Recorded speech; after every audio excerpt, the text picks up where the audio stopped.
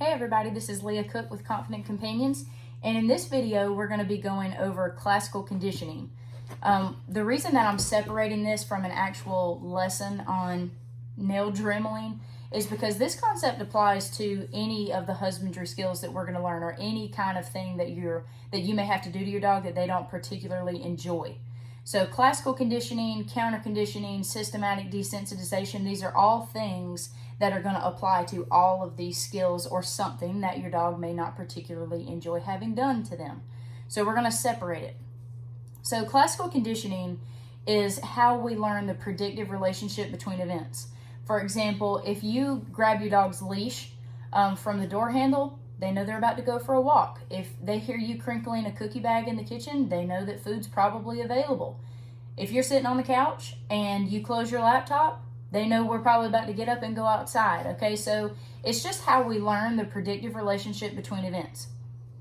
So it's important to keep this in mind, because if just starting your dog's grooming routine, picking up their brush, the Dremel tool, their grooming mat, if just doing that action predicts anger, frustration, pain, or anything like that to your dog, they're not going to want to have anything to do with that process. I mean, and we really can't blame them. A lot of people, or humans, have issues with the dentist for the same reason. So you can also ruin food items this way. A lot of people, they think, well, you know, as long as I'm using peanut butter or my dog's favorite treat while I'm trying to cut their nails, I'm not really doing anything bad, right? Well, no, you can still cause a negative emotional response in your animal during the grooming process, and you can also poison, if you will, that food item, because that's associated with this undesirable event.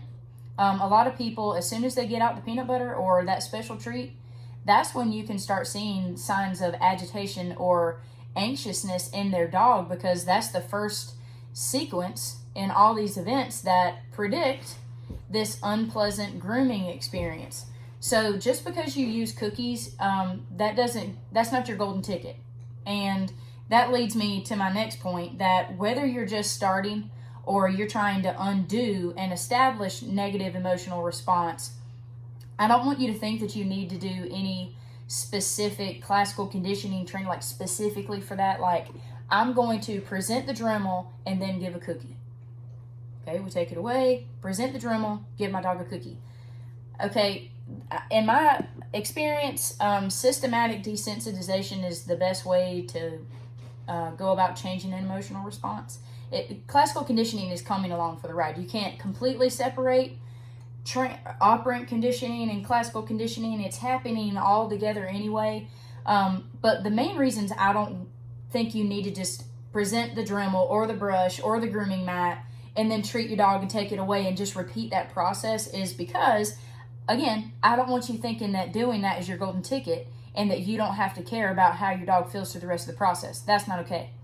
By not doing that and being in the train of thought that maybe this will buy me a little bit of leeway in doing something in a hurried fashion, or when I can see that my dog's a little bit uncomfortable, maybe that'll buy me a little bit with them. No, I don't want you focused on that. So just go ahead and start focusing on, when I get the Dremel out, I'm going to make sure that my dog has a good time the entire time.